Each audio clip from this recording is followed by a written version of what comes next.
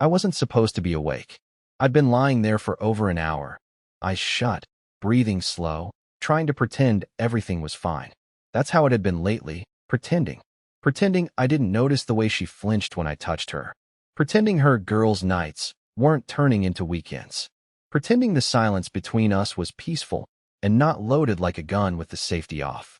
It was 2:41 a.m. when she whispered it. She thought I was asleep, and maybe I was supposed to be, but I wasn't. I turned to face the wall so she couldn't see the tear stains on my pillow. She got out of bed quietly, tiptoed out of the room like I was some fragile statue that might shatter if I stirred. I heard her pad across the hallway floor, then the click of her phone being unlocked. Then, her voice. I hate this. I hate waking up next to him. My chest tightened. No, he's not asleep. Not really. He just lies there. All the time. Like a houseplant. There was a pause. I imagined the person on the other end laughing. I imagined them asking what I looked like asleep. I imagined them calling me names I'd never hear. I can't even stand being in the same room with him anymore. It's like suffocating. That's the word that broke me. Suffocating.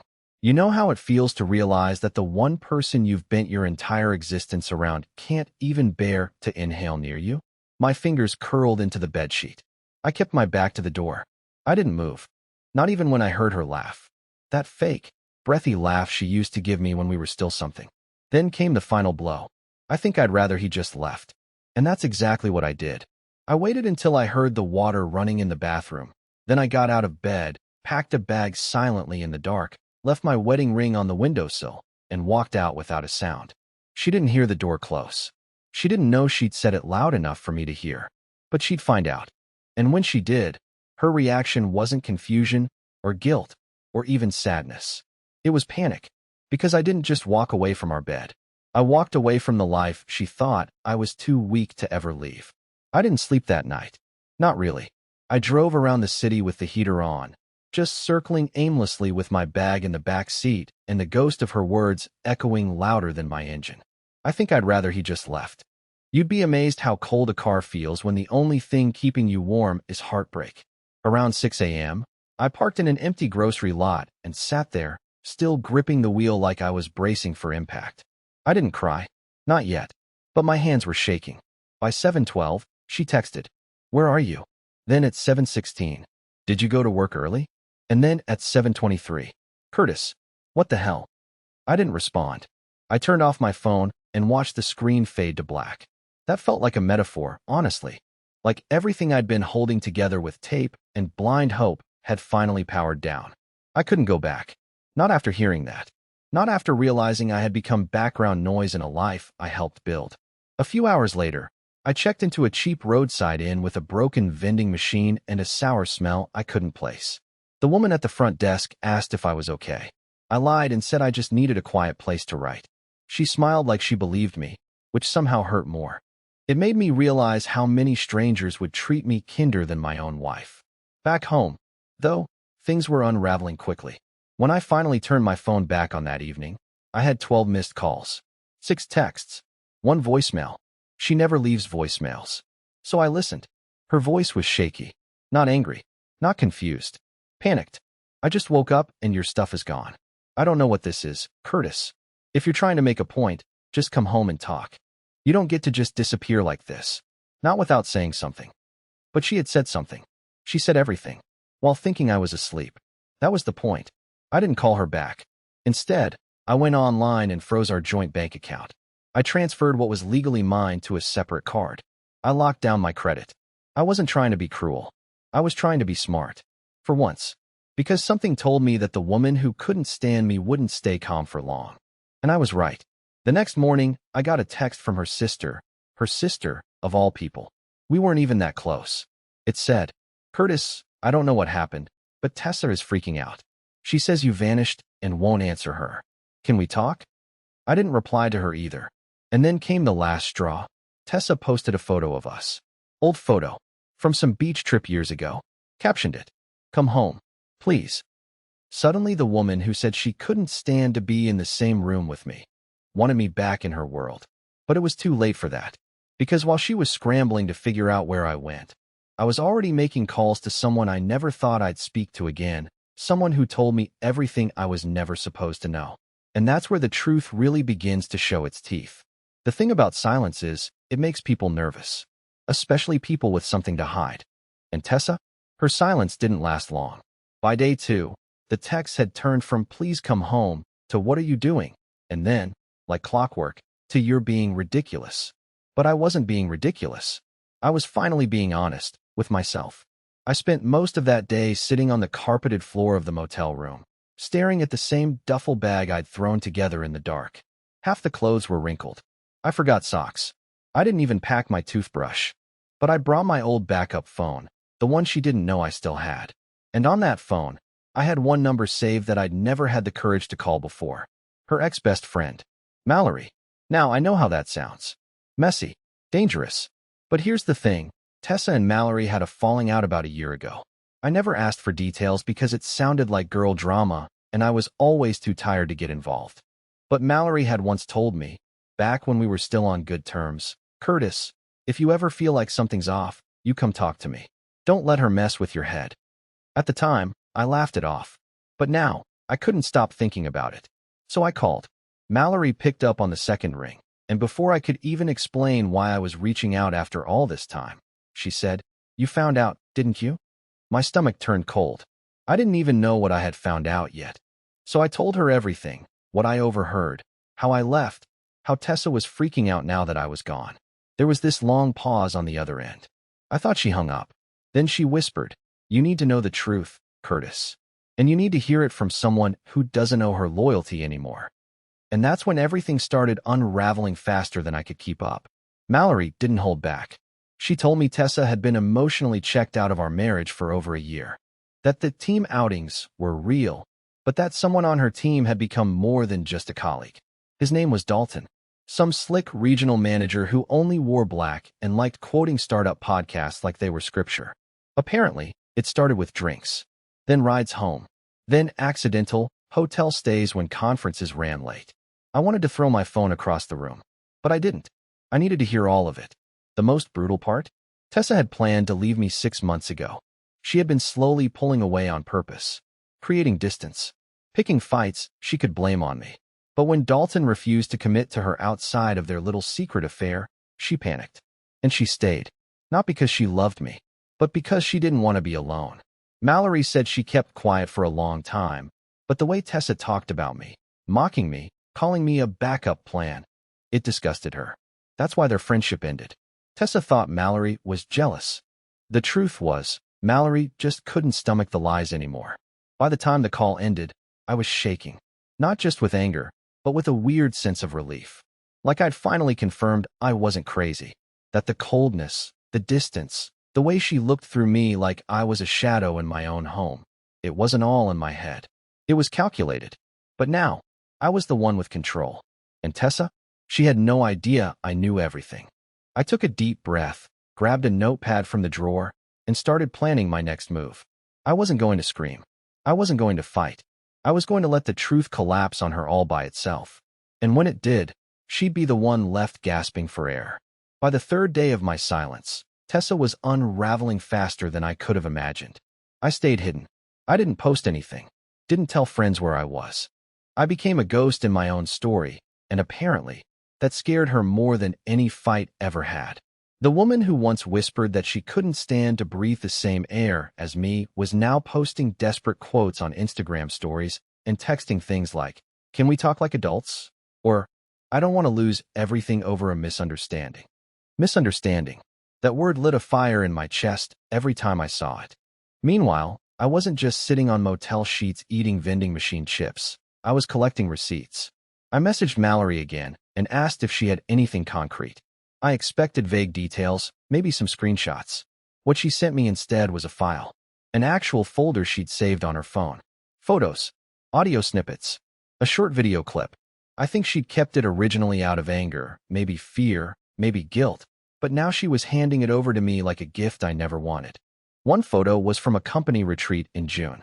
Tessa, in a bikini I'd never seen before, sitting on Dalton's lap with her hand resting on his chest like it belonged there.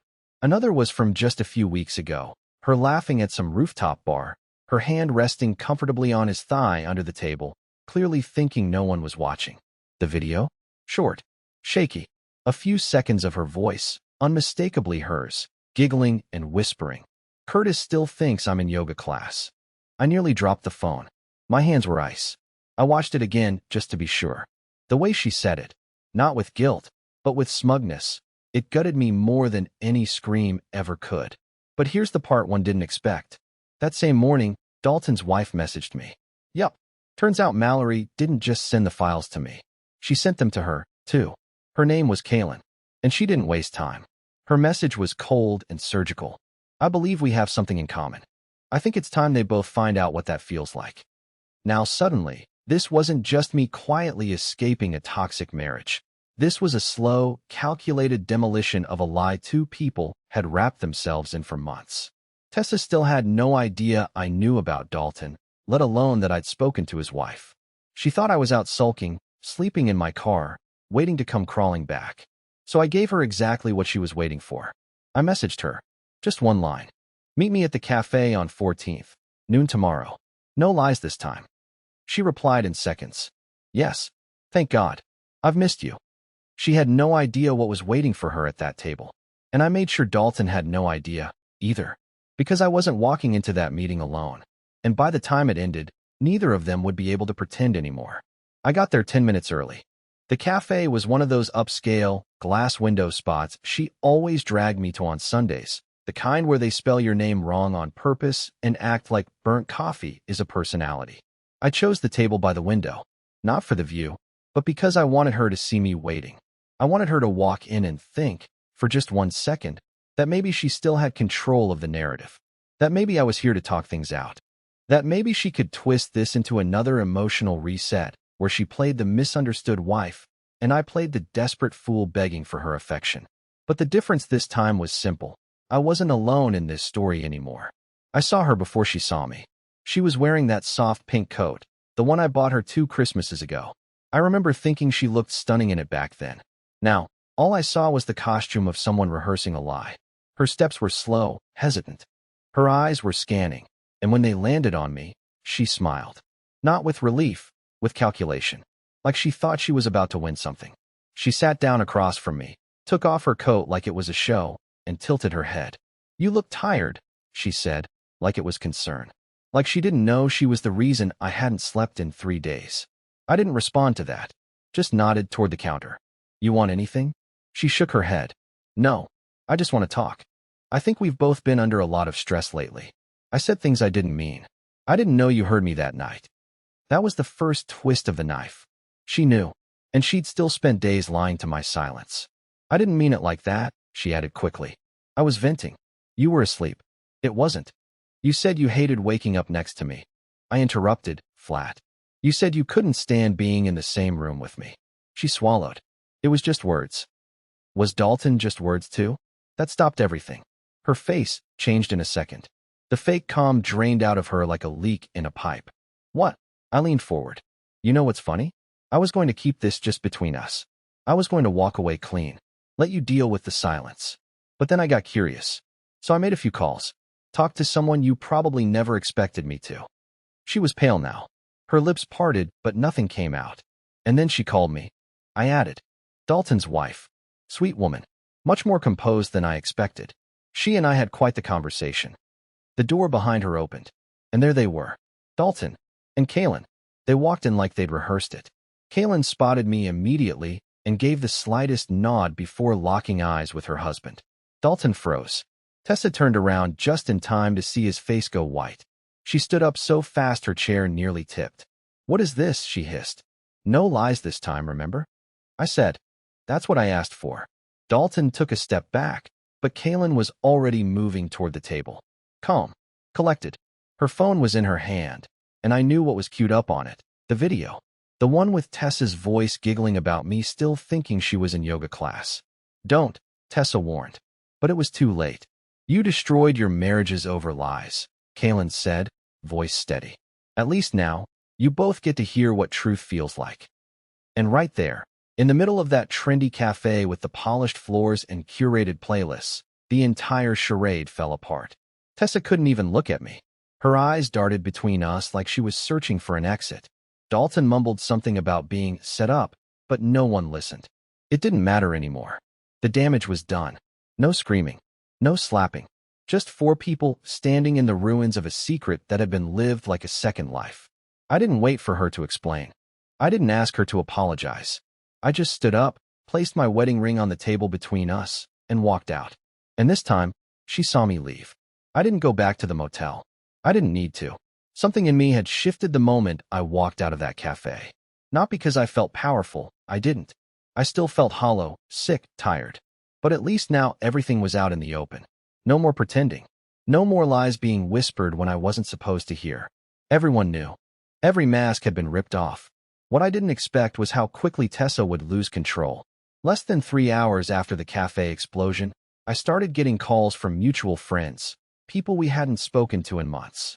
Apparently, Tessa had started telling them I'd set her up, that I ambushed her, that I was manipulating her trauma for revenge. She even claimed I was working with Kaylin to ruin her life, out of jealousy. It was so absurd I actually laughed out loud the first time I heard it. Then I realized she was serious. She was trying to rewrite the entire thing.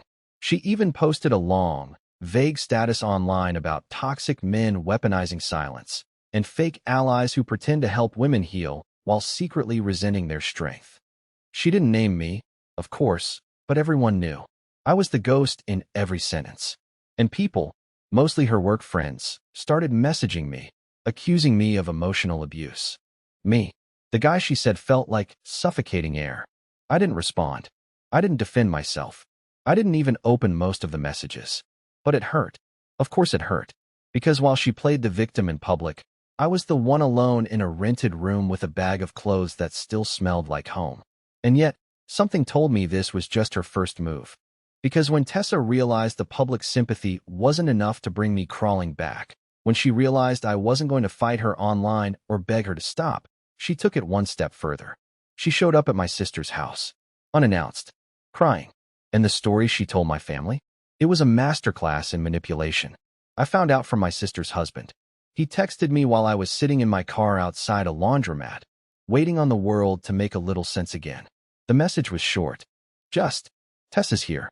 Should I ask her to leave? I called him immediately. What do you mean she's there? She showed up crying. Said she didn't know where else to go. Said she needed to talk to your sister, woman to woman. I told him to let her say whatever she needed, and to listen, carefully. Now, my sister Maureen doesn't take sides easily. She's one of those no-nonsense types, sharp as a razor but always polite. She and Tessa were never close, but Maureen always gave her the benefit of the doubt.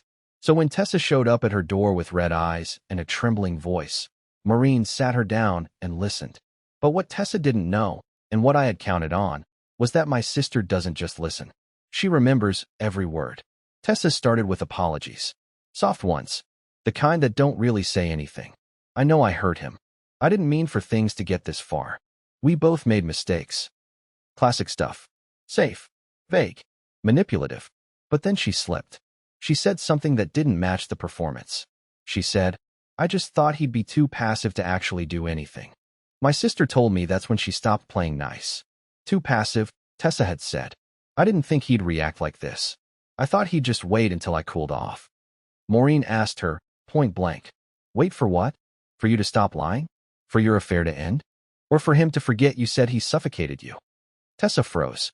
Tried to backtrack. But it was too late.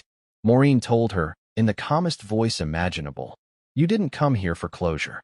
You came here to fix your image. You wanted someone in his family to forgive you first, so when the truth spread, you'd have a defense. Tessa left within 5 minutes. No more tears. No more shaking hands. Just silence, and the sound of a door closing a little too hard behind her. She texted me later that night. I don't even know who you are anymore. I almost replied. I had the words typed out, but then I deleted them. Because she was right. She didn't know me anymore. She'd built her world on the version of me who stayed quiet, who swallowed pain, who slept beside her without knowing she was planning to replace me. But that version of me was gone. And tomorrow, she was going to find out just how far gone I really was. I didn't seek revenge. That was never the goal. I wasn't trying to destroy her life or drag her through the mud like she did to me behind my back. No, I didn't need to. Tessa had already lit the match the moment she said she couldn't stand waking up next to me. All I did was step back and let the fire show itself. The day after she left my sister's house, the truth caught up to her in ways I didn't expect. Word spread. Not from me.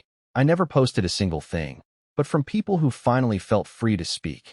Friends of hers started messaging me privately, saying they were sorry for believing her story. One of her coworkers sent me screenshots from their group chat, where she was tearing into anyone who didn't immediately defend her. I didn't reply to any of them. I didn't need to. I was already moving forward. What she never realized is that the worst thing you can do to someone who's spent years being invisible is finally see them, and then try to erase them again. She tried to pretend I didn't matter until I vanished completely. And when I did, she realized just how much of her life had been built on my quiet presence. The rent, the routines, the stability, the support. When I pulled it all away, not out of spite, but for my own peace, her entire world became hollow. Meanwhile, mine started to fill again. I got a place 2 towns over. Small, but warm. No reminders of her. No echoes of old fights in the walls. Just my own furniture, my own groceries, my own quiet. For the first time in years, silence didn't feel like punishment. It felt like peace. One evening, I ran into Mallory at a bookstore, completely by accident. We stood there, awkwardly at first, surrounded by shelves of paperbacks and people pretending not to eavesdrop. Then she smiled. And I did too. It wasn't romantic, not yet. But it was real. And it wasn't built on lies. I've been seeing a therapist. Something I should have done long ago. We talk a lot about patterns. About why I ignored the signs. About why I stayed in a home where I felt like a ghost. I'm starting to realize that I wasn't weak for loving someone who didn't love me back. I was just hopeful. And hope is only a weakness when you hand it to the wrong person. As for Tessa, the last message she ever sent me said, "You didn't have to humiliate me." I never replied, because she still doesn't get it. I didn't humiliate her. She did that all on her own. I just stepped out of the way, and I finally gave myself permission to stop begging to be loved.